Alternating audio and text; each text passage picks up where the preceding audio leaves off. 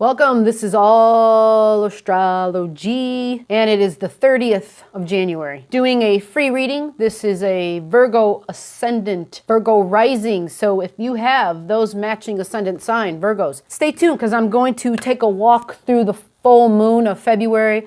I'm going to talk about the out of bounds Mars that happens at the same time we go through a Mercury retrograde. We're going to give out some particulars, some details for people with the Virgo ascendant, Virgo rising, especially for anybody who has their native moon in Leo. Because of the full moon, there's going to be things that I have to go through and dive deep in. So we're going to take care of this business right here, right now. First of all, thank you for joining me. I appreciate your views and I love anybody who comments below. Flattery will get you everything. I'm going to start off with February, okay? February is interesting because a lot of things change in February. Energy-wise, things are moving, okay? We are going to be facing the planet Mars, which I do have another video where I go into depth about an out-of-bounds Mars, and I keep mentioning it in all the readings I'm doing. It's relevant to understand what the hell an out-of-bounds Mars means, especially if you don't even know what Mars means. But just so what we're going to do is go back a little bit here. Mars and its assertiveness and understanding what Mars and Sagittarius feels like, because that's what we're in right now.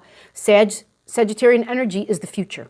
All right, Sagittarian is the arrow that goes straight up. So it's very expansive. It likes lots of stuff. It has a tendency to exaggerate. Find out where you have Sag in your chart. Wherever you have Sag in your chart, you will have a tendency to likely, if you're aware and if you're, if you can be objective, in your self-awareness, if you're okay with looking in the mirror, you will realize there are things about yourself in that area of your life that you probably exaggerate on at certain times, whether in your thoughts or that you share with people. Or like for myself, I have that energy in my 7th house. Therefore, I have a tendency to be extremely idealistic. Well, I also have another thing. I have Neptune there too.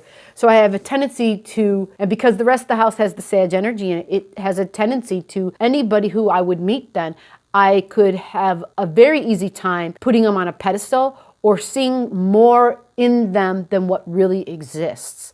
Now that can go multiple ways. That can go with good and bad, all right? But typically Jupiter, Sagittarius, is positive energy. Mars being there makes us very assertive in that way. So our thinking, if it's in our 3rd house, okay? Our doing, right? If it's in our 6th house of health, we're taking action. We're gonna do something about it, all right? If it's in our 2nd house, it's our finances. We're going to be literally doing whatever we gotta do physically to make more money and exploring all the possible avenues of how I can get more income. How can I accumulate more things? The 2nd house is the intake. That's what's coming in, all right? That's the values, that's my resources, that's what is mine. So understanding Mars and Sag and how it plays out in that area of your life is crucial to understanding what the Mars out of bounds experience is gonna feel like for you. Now, in this particular person's chart, they have this in their 4th house, which you would if you're a Virgo ascendant, Virgo rising. And my Sage is getting a little out of hand. But anyway, having Sag in the 4th house, that is all about being on the road and driving feels like home.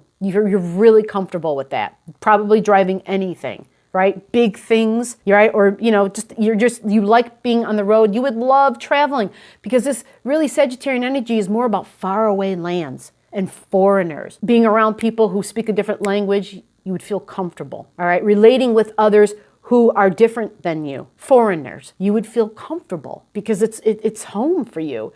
Sag is that explorer energy. It is the seeker. That is Sagittarian. So they like to go outside of their home. It's those, I forget the word for it, but it's odd because home, Cancer, is within. But if you have Sagittarius there, you feel most peaceful and most connected, and your sacred space feels more secure when you are experiencing that which is outside of your home, okay? And somehow that gives you that internal emotional security. So being able to travel would be a big deal. Having Mars there at this time would be all about maybe planning for vacations, right? Vacations people typically go out of town. They travel. And that implementing part is going to happen because now we're at the butt end, the last degrees of Sagittarius energy, where Mars starts taking on the Capricorn qualities because that's the next sign. And Capricorn is the planner. So being in expansive thinking, dreaming, wondering, getting information from source Jupiter and saying, gosh, we could go here and we could do this. Well, what do you think about this, right? That is the Jupiter stuff. When it moves into Capricorn, Capricorn's like the planner. Like, okay, let's do this. Let's pull out the calendar. Let's plot this out. When do you have a vacation at work, right? Okay, how much money do we have saved, right? How much you got in the piggy bank over there, right? Like that's Capricorn. Let's start planning this. Let's start organizing how this is going to happen. Let's start setting up the steps so that we can achieve and climb, right? You can't climb steps if you don't see the steps. So Capricorn literally diligently says these are the steps we got to take. This is Saturn energy. Some people don't like that because it's rules, it's rigid, right? Which this Virgo ascendant, Virgo rising, especially when it comes to relationships, likes to think that they're very mutable, right? Likes things to be just likes to be spontaneous and go with the flowy thing because you got Pisces in your 7th house. So you have a tendency to over-sacrifice, like strong qualities with Piscean energy. So for this time, recognizing that if you have a Mars going out of bounds, being impulsive during a Mercury retrograde, and Mercury's all about, but let's back up and rethink things. This is only going to really be a huge deal if you have a planet that matches these degrees, okay? Or if it's on a significant house point. Mars is going to want to be impulsive, but Mercury is going to be about, let's think about this some more. Now, normally that would mean that there's a balance, right? However, the Mercury retrograde happens in Pisces, and Pisces adds clouds. The clouds roll in and it makes the details murky. So you see, there will be this wait before you actually do anything. Wait before you actually put the pen to the paper and start writing dates on the calendar for actual vacations or plans of any sort. The dates that are going to be most relevant, okay, because this is where Mercury and Mars will be overlapping and causing the most friction and the most confusion, because there will be this murkiness about the details, and then there will be this out-of-bounds Mars who was just off the charts reactive, right? And jumping at the first idea, okay? You don't want to do that. You want to recognize this in advance, okay? So these dates I have down are going to be February 9th to March 3rd. Now, the full moon is on the 9th, right? Depending upon where you live, the 9th to 10th, okay? So go by the degrees, which I always recommend. Full moon happens at 20 degrees Leo, all right? Now, let me go ahead and give out some birth information because I got to get into the details of this reading because this relates to their moon. They have a moon in Leo. This person has a 5-degree moon in Leo, 5:38, 5 degrees 38 minutes. And if you do too, okay, even if you're not a Virgo ascendant, Virgo rising, you'd probably definitely want to listen to this because we're having a full moon in Leo. And recognize the moon hits every degree, folks. So if you have a moon there, you know, or if you have a Mercury there, like I have another chart I just did, they had a Mercury at 15 degrees Leo. Well, that's going to be relevant, right? For you, the native of this chart, December 30th, 1974, 9:09 p.m. Thank you for waiting. Thank you for your patience. And thank you for your continued support by commenting and sharing and liking. So you have a 5-degree Leo moon, okay? Which means the moon, as the moon goes around, it will hit that 5-degree point. It's at its most fullest point when it hits 20 degrees. However, all right, because you have your moon there, this full moon is going to really focus on home, groups, okay? But groups in the home, right? So big families or whatever your family niche is, friends that you have put into the bucket of your home bucket, because that's kind of what that means, right? You have Cancer in your 11th house. You kind of, my friends are my family is my friends type of thing. That trines up beautifully with your Piscean significant one-on-one relationships. So there could be confusions too that happen with you. And I kind of want to spend some time going into that for you. Because there could have been, depending upon your stage of evolution, there could have been stages where the lines became blurred between friends and lovers, between friendships and people who I consider family and lovers. And that whole bucket, there might be this revolving door thing. And some of these things might occur with people that you've worked with, people that were bosses, that might have occurred as well. And that's because there's things that are lined up and the lines start to get erased and they get blurred and washed over time. And we kind of, we feel, all right? Your 11th house is you feel. You have Cancer there. Now, sometimes because you have another planet there that tends to send a restriction, almost a negativity of feelings, understand that you're under the planet's power, basically. And this particular planet, once you experience like a Saturn return, so like either when you're in your 30s, your early 30s, right? So it could be like 28, 29, 30, or once you get to the age of 60, you'll find that once you've learned how to temper that negativity or the not so positive feelings in regards to groups and the uncomfortableness, because you probably are better when it comes to the one-on-one, realize that you'll get a reward by being diligent, by not giving up on working in groups. Because think about this, within groups, within systems, there's smaller systems, there's smaller groups. And it's the one-on-one relationships, and the one-on-one relationship with this person, the one-on-one relationship with this person, and this person, they're all within this group. They all make up the group. So what happens is your energy matures over time, and it recognizes that, and it understands how to exist within a group in a way that you're okay by seeking out significant one-on-one relationships, okay? And it doesn't have to be physically intimate relationships, okay? It can still be intimate, okay? And these could include business relationships as well, all right? But how to do that and connect one-on-one, and then because you have those strong one-on-one connections that are built upon people that are within that group, you're then okay with the group. That must have sounded insane, but you know what I'm talking about because you're living it, you've lived it, and you might be at the stage where you're okay with it. Again, this kind of energy matures like it's the fine wine thing. That's what I talk about with Mars. Mars being out of bounds is that sporadic, spontaneous, reactive, non-responsive energy where we have these bursts that happen, but over time, like the wine, it ages, it matures, and it gets to a state of understanding itself, understanding how it best operates, and it blooms, it blossoms after a period of time. All right, it doesn't happen quickly, so don't give up. Now, this full moon brings that up. That was the whole point of me telling you all of that. It brings up mom issues, it brings up home issues, it brings up security, it brings up the past. This is hidden stuff from your childhood. This is hidden stuff from past lives. All of this is intertwined in this because all of that fits in the bucket, the Cancer energy. It's how I feel about my childhood, how I feel about things I experienced in my past life. Now, you're not aware of these things. That's what I'm here to tell you. This is all hidden in your 12th house. All this information, because this is all within, wherever you see your moon sign in your chart, your natal moon, folks, whoever's listening, that's what that moon means. It's your past life or early childhood, how you feel about those things. It's your emotional security. It's the 4th house. It's how I was nurtured, how I was supported, how that occurred. And typically when we're children, right, our relationship with mom is what sets that up, okay? These things are hidden from you because it's in your 12th house. So at this time, the whole point of having something in the 12th house is it's our subconscious, okay? And what happens is we meet people or we have events and experiences that we come across and they bring this stuff up, stuff we weren't aware of. Now, it sometimes feels horrible, like what the hell, where'd that come from? Like it almost feels like we're blindsided, something occurs, like a button gets pushed, and then all of a sudden you can have a vision, you could just have an emotion, you could have a gut instinct, it brings something up. Don't get too freaked out, you have to process it. You have to ask yourself, why is this happening? How does this pertain to me? What can I do with this? You know what I mean? Like process this in the best way that you know how to process something. If you bury it, what happens is, and I know all about all this too well, when we bury things that are too hard to emotionally deal with.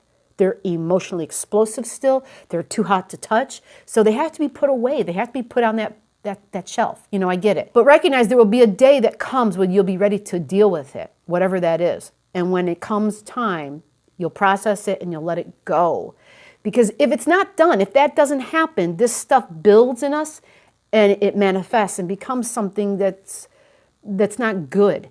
It's a negative factor that ends up being. But ultimately, these worst experiences that we have in our life, whether it's this life or a previous or something from childhood, typically it is those really gut-wrenching things that we end up, after we can deal with them, we end up being the teacher of those things for others to help them process their worst hurts, their unconscious fears, okay? And so that there's a bigger picture to everything, and that's what this is. It's like one of those things where you kind of just gotta let it come out, all right? Try to detach from it, but at the same time, don't ignore it if it's okay, if this is that time, if you're in that place, you know, you wanna do that. And here comes Taffy, who has so much Cancer energy. She's an extremely sensitive kitty. And so it's a real honor when Taffy shows up. And we're talking about Cancer energy. This is totally Taffy. I should have a show, totally Taffy. Cancer is emotions. You know, it's what we feel, and we're really sensitive, empathic energy, all right? But recognizing this past life stuff will allow you to move forward, okay? And so when the full moon gets there, realize it's a possibility that something may occur, and you may not be aware of it, and you might think, hell no, that's not me, and push it aside. But I'm going to say one last thing about this full moon, or this 12th house placement. The 12th house is the house of the self-undoing. So what that means is your emotions about things, if they're not dealt with, they can bring harm to you. They will bring harm. That's how it works if we don't deal with them. We can only bury stuff. We can only hide things for so long. And that which we hide controls us. And that's all I'm going to say about that. Okay, so let's move on. Let's get to some other good stuff here. So I gave you the dates, February 9th to March 3rd, which is the activation. Don't eat my wires. You're more than welcome to stay. Come and lay down with me. Yeah, sit right here. What I next want to emphasize for you in your reading is I actually have dates for you where your Mercury energy, which is thinking and communication, but Mercury, folks, also represents traveling. Let's not forget that. It typically signifies short distance journeys, okay? What I will mention, because it's relevant, in Kobe's chart on the day of the accident, he had other factors, so do not take what I'm about to say as, oh my God, I have this here and this here. That means this is going to happen to me. I'm not saying that. But Mercury is about short distance journeys, okay? Well, Mercury was in Aquarius at that time. Aquarius represents flight, okay? Aquarius is the air. It represents airplanes and flying. Well, he was not in an airplane. He was in a helicopter, okay? And he had Mercury in Aquarius on this end, and he had his natal Mercury at the opposing end in Leo, okay? So he had Mercury opposing Mercury. And when you have these extreme oppositions, they light each other, they light each end up. They like send a beam of energy down there and it lights them up. So sometimes if there are other factors in a chart, astrologers will say, I don't want you to travel during this time unless it's absolutely necessary. Or if you're traveling, take extra precautions. Don't ever just jump in the car and take off when you're angry. You know, just, there'll be cautions, hesitations, yellow light, okay? So at this time for this individual, all right, I want to mention, I'm not saying you have other things in your chart, but what I am saying that if you traveled during these dates I'm going to give you, there's 2 dates, 2 time periods, there's going to be difficulties. And that means it could be slowdowns, could be flat tires, could be car problems, okay? I didn't go into going any deeper because there's multiple other charts I would have to look at to say, oh shit, no, don't get on a plane, right? There's many other things I would have to do before I would ever say that to anybody. She's trying to eat my microphone. She loves the little fluffy black thing that, I forget what they're called, but anyway, she loves eating them. So for you, I want you to have caution, yellow light on these for your travel dates. And this isn't just specifically travel, it's communication as well, okay? But recognize that some of these dates are within the out of bounds Mars and the Mercury retrograde date, okay? So your no travel dates, and I shouldn't say no travel, but caution on travel and communication and thinking is going to be March 10th to March 26th for you. Okay, and that's for the person's chart I'm doing right now. All right, that's not for everybody. So keep that in mind. There's another date where I want you to use caution when you're traveling, and that is March 26th to April 3rd. All right? Just keep that aware in your mind. Write those dates on the calendar. G is not saying, hey, don't travel. Again, I would have to go deeper. But I am saying take all precautions necessary, meaning make sure you got a full tank of gas. Sometimes we get out of the driveway, we go for an hour drive, we got to go somewhere and we forgot to go to the gas station. It could be something as simple as that, okay? If you ever want me to take a deeper dive into your chart, we're available to do that. There is a wait, but when there are things that have a sense of urgency, I can always take a deeper look for one specific particular event for you, because this does have a timeline on it. I get it. But all you gotta do is comment below, reach out, and I'll take care of you. Okay, so now the other thing I wanted to go ahead and talk about was you're going to be getting some good news, all right? And everybody likes good news when it comes to something that they value and some recognition.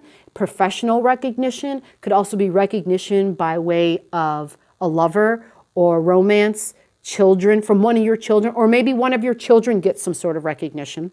But it looks beneficial. It looks like it could be an award or a promotion. It looks like it could be, it could even be like a raise. It could be a new job even, because there's something with money and values and resources connected to this. And it's connected to the midheaven. It's connected to, holy crap, this is what I aspire to be. This is what I want to be recognized for in the world. This is what I would do for nothing. Like I would do this whether people pay me to do it or not. And so this could have to do in areas, like I said, this is connected to things that you believe in too, because your values and your resources is being challenged and changed. You have Uranus and Taurus in your 9th house, okay? And it's going to be there for 5 more years, my friend. And it's going to have everything to do with what you want to do for, stuff you would do whether you got paid for it or not. Things that you like. When it comes that day when we all go and there's somebody, reading our eulogy or giving our eulogy, and they say, you know what, no matter what this person did, everybody who knew this person, they were known for this. They were, there's this great love, this great beauty and creativity and art and sensuality and value, big time value, and could be even voice and singing. Like you have Taurus in your midheaven. So that leads to a lot of things. But if I tie it into your Venus, it goes right back to your 5th house. It's all in Capricorn energy, right? It's being very diligent and structured and working hard, being very professional and businesslike. That 5th house is children, fun, joy, creativity. God, you have Venus in your 5th house, right? Lots of kids, lots of creative stuff. Could be creative projects. So if you're someone who's made something, it could all of a sudden get recognition. You might sell something, okay? It's a very good possibility. But recognizing that having Uranus go through that 9th house, it's changing what you value. It's forcing you to reevaluate your values. And it will be for the next 5 years. And in 4 years' time, things are really going to start beginning to take an additional change. Now, in March of this year, 2020, Saturn's going to enter your 6th house. The 6th house is your health. It's also your work. All right. The 6th house is our day-to-day routines. The 6th house is also pets, right? Our domestic pets. So when Saturn gets there, it starts to reconstruct that house. It starts to say, hey, I'm going to impose these new rules. This is how things should be. So you might find that there may be things you have to change in your health. There may be habits, new habits you have to incorporate, because you might get information regarding health as Saturn transits through that house, and it'll transit through there for the next 2.5 years. Okay, but then in the 4 years' time, like in 2024, Pluto's going to join in. So what this means is that I want you to really start focusing on your health now. Now, you don't have any planets. I know I have to look over Taffy's head. You don't have any planets in your 6th house, okay? That doesn't mean that there's nothing that you should be concerned about as far as health. You can't just do whatever you want to your body. We all have to take care of ourselves.